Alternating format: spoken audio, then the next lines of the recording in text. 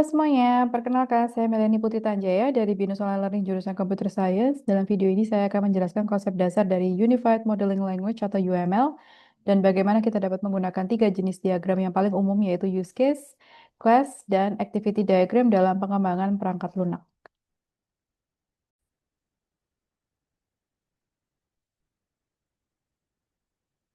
Baik, setelah menonton video ini, diharapkan Anda mampu memahami konsep dasar serta tujuan utama dari penggunaan UML dalam pengembangan perangkat lunak.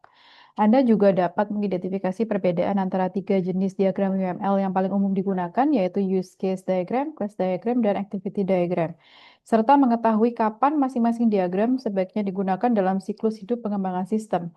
Selain itu, Anda akan mampu membaca dan membuat diagram UML sederhana menggunakan notasi yang sesuai dengan standar. Dan yang terpenting, Anda dapat menerapkan diagram UML ini untuk memvisualisasikan sistem perangkat lunak secara lebih efektif guna mendukung proses analisis, perancangan, dan komunikasi dalam pengembangan sistem.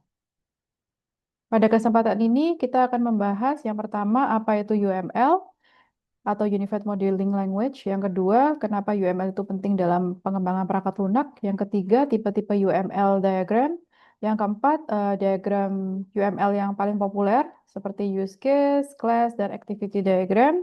Kemudian kelima, tools-tools yang bisa kalian gunakan untuk membuat diagram UML. Yang keenam, ada studi kasus terkait dengan pembuatan diagram UML menggunakan salah satu dari tools diagram UML. Kemudian yang terakhir, adalah konklusi yang bisa kita tarik dari short course ini. Jadi untuk ketujuh poin ini akan dibagi menjadi dua video ya. Untuk video yang part pertama akan menjelaskan poin nomor 1 sampai 4. Untuk poin nomor 5, 6, dan 7 akan dijelaskan pada video part kedua. Apa itu UML? Unified Modeling Language atau UML adalah bahasa pemodelan standar yang digunakan untuk mendesain, memvisualisasikan, dan mendokumentasikan sistem perangkat lunak. UML mempermudah pengembang dalam memahami struktur dan perilaku sistem secara visual dan terstruktur. Adapun sejarah UML adalah dikembangkan dari gabungan tiga pendekatan terkenal, yaitu OMT oleh James Rambo, Bush Method oleh Grady Bush, dan OOSI oleh Ivor Jacobson. Ketiganya bergabung di perusahaan Rational dan menciptakan UML yang kemudian diadopsi oleh Object Management Group atau OMG pada tahun 1997. Nah, mengapa UML itu penting? UML penting karena menyediakan bahasa pemodelan visual yang ekspresif dan siap pakai untuk membantu pengembang membuat dan berbagi model sistem yang mudah dipahami. UML juga mendukung ekspansi dan spesialisasi sehingga konsep dasarnya dapat dikembangkan sesuai kebutuhan proyek. Selain itu, UML bersifat independen dari bahasa pemrograman dan metode pengembangan tertentu, membuatnya fleksibel dan mudah diintegrasikan ke berbagai platform. Dengan fondasi formal yang kuat, UML membantu tim memahami desain sistem secara lebih akurat. UML juga mendorong pertumbuhan tools berbasis object-oriented serta memungkinkan penggunaan konsep high level seperti collaboration, framework, design patterns, dan components. Penggunaan UML juga menerapkan best practice dalam pengembangan perangkat lunak. Jenis dari UML diagram. Secara umum, diagram dalam UML dibagi menjadi dua kategori utama, yaitu structural diagram dan behavioral diagram.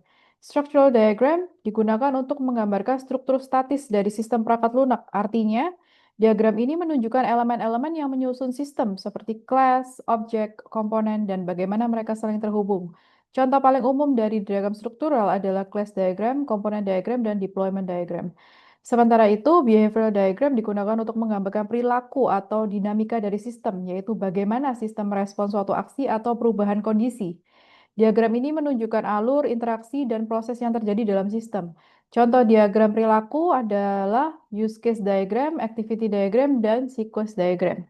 Singkatnya, structural diagram fokus pada apa yang dimiliki oleh sistem, sedangkan behavior diagram fokus pada apa yang dilakukan oleh sistem. Keduanya saling melengkapi dalam proses analisis dan perancangan perangkat lunak. Selanjutnya kita akan bahas tiga diagram yang paling populer digunakan, yaitu use case diagram, class diagram, dan activity diagram. Kita mulai dengan use case diagram. Use case diagram digunakan untuk menggambarkan interaksi antara pengguna atau aktor dan sistem. Diagram ini menunjukkan fitur atau layanan utama yang ditawarkan oleh sistem. Biasanya digunakan pada tahap awal untuk memahami kebutuhan pengguna. Diagram Yang ditampilkan di layar ini adalah use case diagram yang menggambarkan interaksi antara aktor dan sistem manajemen perpustakaan. Terdapat dua aktor utama di sini, yaitu bisa kita lihat librarian, petugas perpustakaan, dan student, mahasiswa. Aktor yang digambarkan dengan simbol stick figure seperti ini. Aktor berinteraksi dengan sistem melalui beberapa use case. Sistemnya dibatasin dengan kotak berwarna merah ini, dan setiap use case digambarkan dengan bentuk elips seperti ini. Jadi aktor berinteraksi dengan sistem melalui beberapa use case yang digambarkan dalam bentuk oval berwarna kuning seperti search book, add book, update book, request book, hingga issue book. Setiap garis menghubungkan aktor dan use case menunjukkan adanya asosiasi atau interaksi langsung. Di dalam diagram ini juga terdapat relasi khusus berupa relasi include, ya, digambarkan dengan garis putus-putus dan panah ke use case yang disisipkan. Contohnya add book dan update book menyertakan manajemen sistem. Jadi cara bacanya librarian di sini pada saat dia menambahkan buku atau mengupdate buku akan termasuk juga mengupdate sistem. Dengan use case diagram ini, kita bisa dengan mudah melihat peran masing-masing aktor, aktivitas yang dapat dilakukan, dan hubungan antara proses dalam sistem perpustakaan digital. Kita beralih ke diagram berikutnya yang paling populer digunakan, yaitu class diagram, yang menggambarkan struktur internal sistem berupa class, atribut, operasi, dan hubungan antar class seperti asosiasi dan inheritance. Diagram ini sangat berguna untuk mendesain struktur sistem secara detail. Diagram ini memperlihatkan berbagai jenis relasi yang umum digunakan dalam class diagram pada UML. Mari kita bahas satu persatu. Ada diagram asosiasi. Yang pertama ditunjukkan oleh garis lurus biasa, ya. Contohnya seperti ini, yaitu student atau murid mengambil course, text course, ya. Angka 1 titik-titik bintang menunjukkan multiplicity. Artinya satu course bisa diambil oleh banyak student. Bintang itu artinya many atau banyak, ya. Dan banyak student bisa mengambil satu atau banyak course. Kemudian relasi yang kedua, yaitu relasi dependency yang digambarkan dengan garis putus-putus dengan panah ke kanan, yang artinya adalah class person ini bergantung pada class movie. Misalnya untuk mengetahui seseorang pernah menonton atau person has seen, ya, pernah menonton film apa, relasi ini tergantung setiap orangnya, ya. Tergantung orangnya, ya. Movie ini, jadi kelas movie ini tergantung orangnya, gitu. Itu yang namanya relasi dependency. Kemudian yang berikutnya untuk agregasi dan komposisi ini sama-sama artinya kelas A memiliki kelas B, gitu, ya. Kelas student memiliki address, gitu, ya. Tapi perbedaannya adalah sebagai berikut. Apabila aggregation atau agregasi yang digambarkan dengan gambar diamond kosong di sisi pemilik, ya, pemilik atau parent class-nya student ini, yang artinya student memiliki alamat atau memiliki address. Tetapi di sini address bisa berdiri sendiri, ya. Jadi kalau agregasi itu relasinya dia bisa berdiri sendiri. Jadi children class-nya bisa child class-nya bisa berdiri sendiri, ya. Apabila student ini dihapus, address itu tetap ada, gitu. Tidak hilang. Lain halnya dengan komposisi yang sama-sama juga artinya memiliki, ya. Di sini digambarkan oleh diamond berwarna hitam yang artinya satu lingkaran, gitu, ya, memiliki satu center point atau satu titik tengah, gitu, ya. Tapi di sini karena komposisi, maka children-nya atau child class-nya ini tidak bisa berdiri sendiri. Apabila parent class-nya dihapus, maka tidak children-nya akan juga terhapus, gitu, ya, otomatis. Seperti bisa dilihat di sini, apabila circle-nya kita hapus, lingkarannya kita hapus, pasti sudah tidak ada titik tengah, gitu, ya. Tidak ada poin tengahnya, gitu, ya. Oh, sorry. Itu tadi perbedaan antara agregasi dan komposisi. Jika agregasi, child class-nya bisa berdiri sendiri meskipun parent class-nya hilang atau dihapus gitu ya. Kalau komposisi tidak bisa ya. Parent class, child class-nya sangat bergantung pada parent-nya gitu.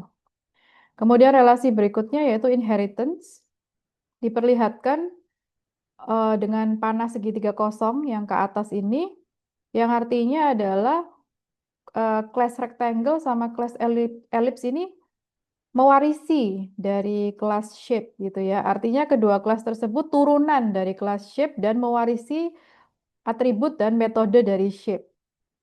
Kemudian yang terakhir adalah relasi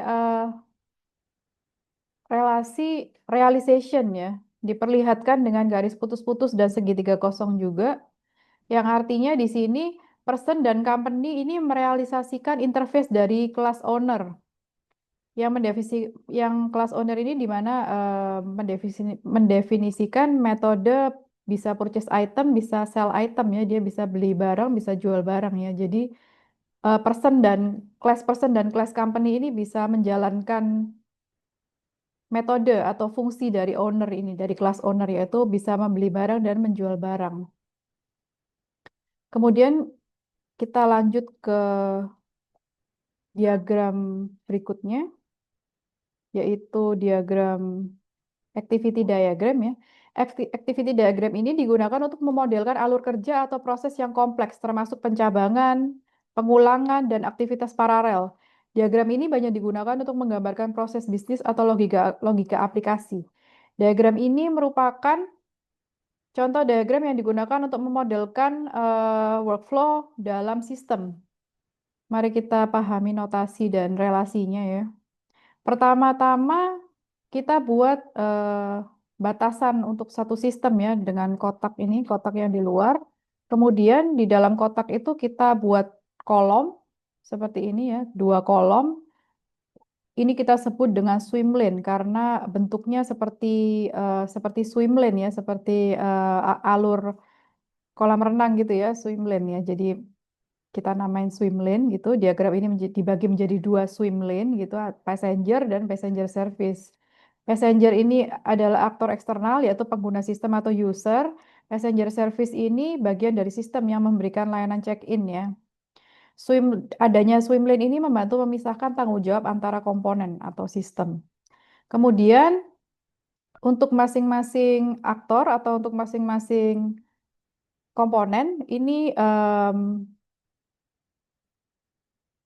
ada yang namanya initial node ya. Initial node ini adalah simbol bulat hitam di bagian atas yang menunjukkan awal dari proses. Kemudian ini adalah yang di sini adalah end node ya. End node ini menandai akhir dari proses aktivitas ya yang digambarkan oleh lingkaran warna hitam di dalam lingkaran warna putih ya. Kemudian untuk aktivitas atau actionnya itu digambarkan dengan bentuk elips persegi panjang. Bisa menggunakan persegi panjang atau persegi panjang yang bentuknya agak elips seperti ini. Seperti contohnya di sini ada aktivitas showing tiket di counter check-in, kemudian ada verifying tiket gitu ya. Yang ini menunjukkan langkah-langkah aktivitas yang dilakukan oleh pengguna atau sistem. Kemudian untuk yang gambar diamond ini atau belah ketupat ini yang berwarna putih ya, dalamnya tidak hitam gitu. Ini adalah decision note atau mewakili pengambilan keputusan dalam alur. Jadi ada pilihan di sini antara iya atau tidak gitu ya. Ada pencabangan di situ. Kemudian ada anak panah, garis panah yang menghubungkan satu aktivitas ke aktivitas berikutnya, menunjukkan urutan eksekusi proses ya. Jadi mulai dari awal, dari starting node tadi, starting node-nya dari siapa? Dari passenger. Pertama dia akan menunjukkan tiket di counter check-in, kemudian berikutnya yang akan melakukan action adalah dari passenger service yaitu memverify tiket tersebut dan seterusnya ya.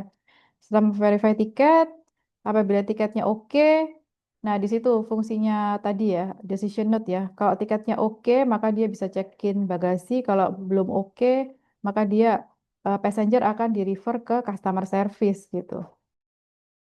Baik, demikian untuk video part 1. Sampai jumpa di video part 2, di mana saya akan menjelaskan lebih lanjut terkait tools-tools yang bisa kalian gunakan untuk membuat diagram UML. Saya juga akan mensimulasikan cara membuat use case diagram menggunakan salah satu tools diagram UML. Sampai jumpa di part kedua. Terima kasih.